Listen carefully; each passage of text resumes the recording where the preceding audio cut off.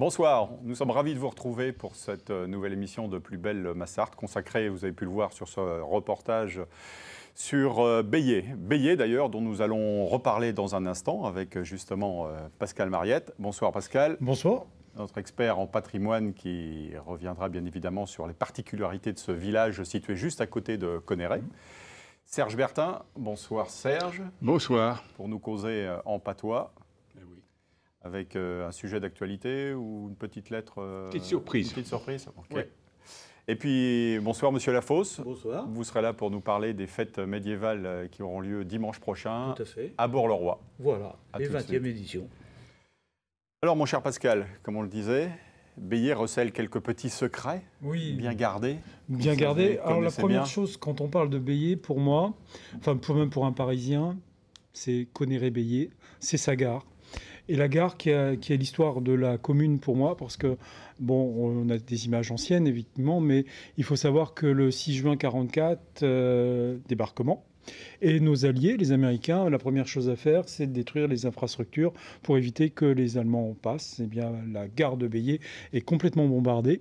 On la bombarde vraiment pour couper toute communication avec l'Ouest pour permettre éviter que les Allemands puissent partir ou venir ou ramener des tas de choses. Donc la vieille gare en briques qui avait été construite donc dans les années, on va dire 1850 et quelque chose, donc a été complètement détruite et surtout on l'a reconstruite tout de suite après-guerre.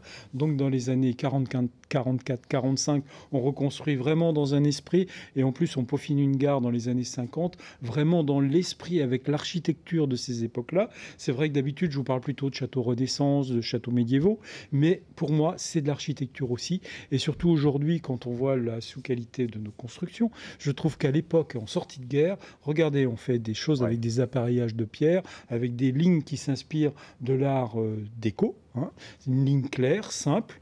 On en a gardé beaucoup en Belgique. Si vous allez en Belgique, vous avez beaucoup ces gares avec ces grands panneaux, un peu comme dans les albums de Tintin. Même des maisons. En voilà, Belgique, il y a et beaucoup des de maisons, comme ça, voilà, Pierre. avec ces lignes. Regardez les traits, on se croit effectivement dans certains albums de Tintin. C'est peut-être ma référence, j'en sais rien. Mais toujours est-il, allez voir la gare. C'est la gare de Bélier-Connerré, qui était connue aussi pour autre chose. C'était pour la vente des rillettes. C'est comme ça qu'il y en a certains qui ont fait des affaires. Quand les gens montaient à Paris, on leur vendait sur place les pots de rillettes, on l'oublie un petit peu. Mais juste à côté, il y a un quartier aussi qui s'est développé. Mais là, le bombardement n'a pas trop touché ces maisons. C'est les maisons des cheminots qui ont été construites vraiment à la fin du 19e. Je crois que la date, c'est 1899. Mais il fallait bien loger tous ces cheminots qui arrivaient tous pour la plupart de la campagne. C'était des agriculteurs reconvertis en cheminots parce qu'on gagnait mieux. Il y avait beaucoup de gens à la campagne et le travail devenait difficile et puis surtout il n'y avait pas pour tout le monde du travail et donc les gens se sont vite installés, puis en plus on leur offrait des maisons quand même qui étaient pour l'époque quand même de très grande qualité. Quand on arrivait des fermes qui étaient au bout des chemins, ça changeait beaucoup. Comme à Saint-Jean, il y a un côté paternaliste voilà, qu'on retrouve avec les usines Chappé, tout à fait. Eh bien on a toute une série de maisons juste de la fin du 19e siècle, donc vous les repérerez tout de suite en arrivant sur ce site Marseille. Et puis, on va partir un petit peu plus loin dans le temps avec un petit pont, le petit pont de Guédon, parce qu'il est assez intéressant. C'est un petit pont médiéval qui est entre le moulin de Guédon et le château de Brétaux, dont je vais vous parler tout à l'heure. Et ce pont, on sait qu'il a été remanié au XVIIe siècle, mais on sait qu'il a des bases très médiévales. Donc c'est un petit pont charmant. Je vous conseille d'aller le voir. C'est vraiment sympathique à découvrir. Et puis pour terminer, je vous parlais du château de Brétaux. Eh bien, ce château, vous en avez parlé en première partie pour ses animations. Eh bien, d'abord, il n'était pas sur la paroisse de Bélier, il était sur la paroisse de Lombron avant. Eh bien, il a changé de terre, il a changé de bourg. Il faisait plus partie de la même chose, mais on est sur un vieux château qui a été incendié, reconstruit, et apparemment incendié par un rival du seigneur de l'époque. Et l'incendiaire, a été condamné à reconstruire le château. C'est la légende qui veut ça. Donc, on avait juste château rectangulaire avec 4 tours. Aujourd'hui, il n'en reste plus que 2. Il y a 2 autres tours qui ont été modifiées avec 2 pavillons latéraux que l'on voit là. Avant, il y avait 2 tours ici. Et donc, en fin de compte, ce château, c'est vraiment les châteaux qui ont été reconstruits après la guerre de Cent Ans, un petit peu partout, comme dans la Sarthe. Et donc, il aurait été reconstruit entre 1494 et 1518. Voilà, et il a été évidemment, comme tous les châteaux, bien remanié au 19e pour le rendre moderne et surtout beaucoup plus vivable que dans ces châteaux qui n'étaient plus du tout adaptés au confort moderne du 19e siècle. Voilà pour la commune de Bélier. Je vous conseille de visiter quand même. Ah oui, c'est vrai que c'est un petit village charmant, à taille humaine, à l'image de ce château qui, soit dit en passant, a accueilli beaucoup de monde la semaine dernière à l'occasion des 24 heures du Mans, puisque, on ne l'a pas oublié, c'était la grande semaine aussi dans la campagne sartoise, puisque de nombreux hôtes VIP s'installent dans les grandes demeures sartoises. Alors, je n'ai pas fait le compte de tous les châteaux de la Sarthe qui, aujourd'hui, maintenant, accueillent les mariages, les réceptions, etc. Avant, il n'y en avait que quelques-uns, mais aujourd'hui, quand on regarde les listes, c'est vraiment impressionnant, même sur la communauté urbaine du Mans, tous ces châteaux qui sont aujourd'hui gîtes, ou même vraiment plus que gîtes, puisqu'ils accueillent vraiment jusqu'au grand mariage. Bon, merci Pascal. De rien. Super. Mon cher Serge, est-ce que vous avez suivi l'actualité des 24 heures? C'est pas de ça dont vous allez nous parler, je suis sûr. Non, mais j'aurais pu vous faire un petit truc sur les 24 heures, mais non. Et finalement, je suis impressionné par cette ambiance un peu lourde, pas seulement au plan météorologique d'ailleurs, que nous vivons en ces temps de... je vais dire rugueux, oui. Que nous vivons actuellement. Et j'aimerais modestement apporter une petite note de douceur. Ah, la bonne heure. Et vous racontez une histoire d'amour. Un peu de poésie dans ce monde de brut. Il y a un peu de ça. C'est ça, de la poésie, de la fraîcheur. Bon, Et une fraîcheur, vous racontez une idylle naissante.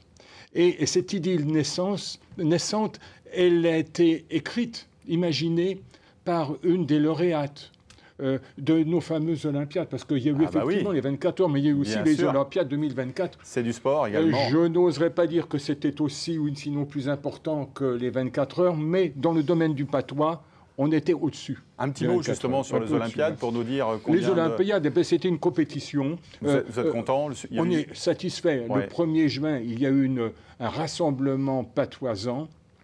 La salle était comble, c'était au Carré Plantagenet. Et puis, des auteurs, mais monsieur et madame tout le monde, ont spontanément écrit des histoires sur le thème de la fête. Et j'aimerais vous lire ce soir l'une de ces histoires, tout simplement. Nous sommes tout oui. C'est l'histoire qui a été écrite par Chantal Houel, une des lauréates, dont l'œuvre sera éditée, fera l'objet d'un ouvrage au mois de septembre, qui paraîtra en septembre. Alors voilà, c'est une lettre. Ma chère petite sœur, je ne peux point attendre de te voir pour te déberteler l'histoire qui m'arrive. Tu connais la Delphine, la femelle à la Marcelle, touseuse à Ségris. Eh ben, elle m'a invité pour mes 20 ans. Je me suis emponné à la déhuche, j'ai coulé ma robe bieux à Berthel, c'est vrai que tu me dis que je suis si belle avec elle, mes souliers neufs, ma goule toute propre, j'étais fin belle. Comme je prends une short, c'est le Mathieu, frère à la Delphine, qui est venu me chercher. À midi, il est arrivé, tout rigoustin. Il a bien changé. Là qu'il est bio. Des affutiaux bien nets, des lunettes noires, son père tout pancré. Ben le bonjour, la Marie, qui m'a dit. Et v'là-t-il pas qui me bise. Une secousse m'a traversé le corps, de haut en bas. Mon cœur, il s'est affolé, mes gicles, là, j'étais toute désaisonnée. Ben, bonjour, Mathieu. Non, fin de poêler à nuit. As-tu veux-tu boire un coup de cite? Prenons tout, la Delphine. Elle nous attend, faut se déhucher, et vitement, ou ben on sera point à l'heure. Et je suis monté dans sa short, et nous voilà partis. Arrivé à Ségris, la Delphine nous attendait. Il y avait tout un pian de monde, la famille, les personniers, un pourginet de cagnots. Bonjour, la Marie. Là, que je menace de te voir. Assis-toi à côté de moi, qu'elle me dit. Ventier, ça fait un bon bout de temps, dis donc. De qu'est-ce que tu deviens? Où tu restes? Et patati et patata. Après quelques coups de cid, l'ambiance s'est échauffée. Il y en avait qui causaient, d'autres qui wolaient, on ne s'entendait plus. La vieille tante Berthe n'en finissait point de déberteler son histoire et le père Robert de s'équoquer à nous casser les oreilles. Et voilà le grand-père qui se met à raboter des histoires de guerre. Tu sais, ma petite sœur, je commençais à Berlaudi quand, levant le buon, je voyais le Mathieu qui me lançait des coups de biron. Nos regards se sont croisés, qu'il t'ébio sans ses lunettes noires, avec ses yeux bleus d'amoureux. Là, j'étais encore une fois toute désaisonnée. La Delphine a soufflé ses 20 bougies, le gâteau était si gouillant qu'on s'en a déliché les babouines, et puis le Julien, le gars au pharmacien, il a commencé à musiquer.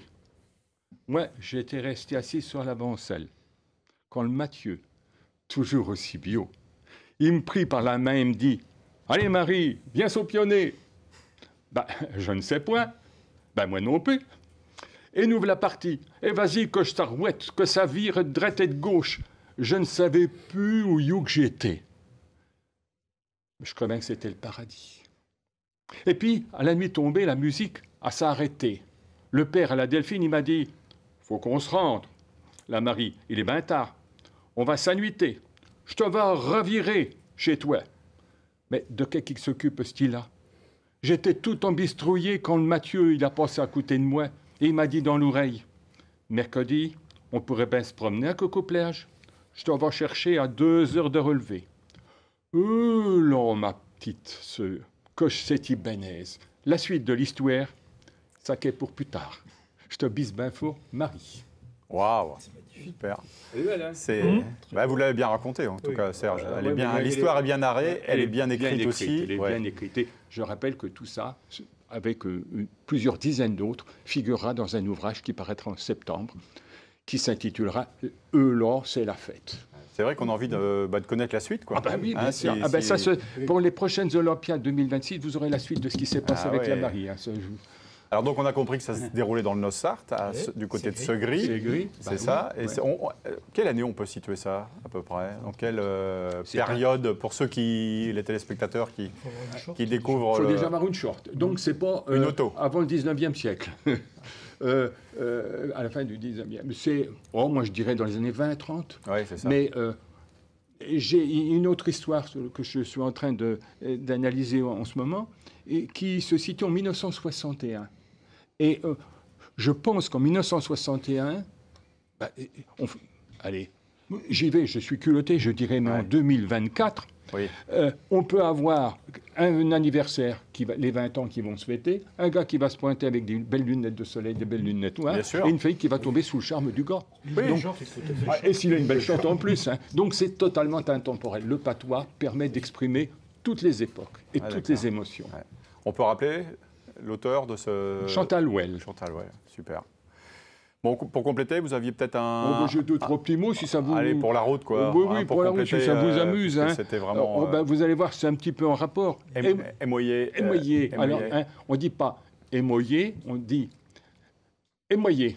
Et alors, là, il faut le traduire. Là, on a mis M-O-E, mais il y a le E émouillé. Émoyer, ça veut dire quoi? Ému, émoi. Ah ouais, bravo. Être ému. Mais c'est bien mieux d'ailleurs, émoi, émoyer, c'est bien plus logique que ému. Je vois pas le ému par rapport au émoi. Le patois est beaucoup plus logique que le français, sur ce plan-là en tout cas. Et vous en voulez encore un? Allez, un petit dernier. Assauter. Ah, c'était dans le texte, ça? Non, c'était point dans le texte. Ah, c'est ça, je n'avais point relevé. Non, c'était point dans le texte. Oh, mais ça, c'était le piège. Assauter, c'était la cerise sur le gâteau. Assauter... Être rendu sot un peu.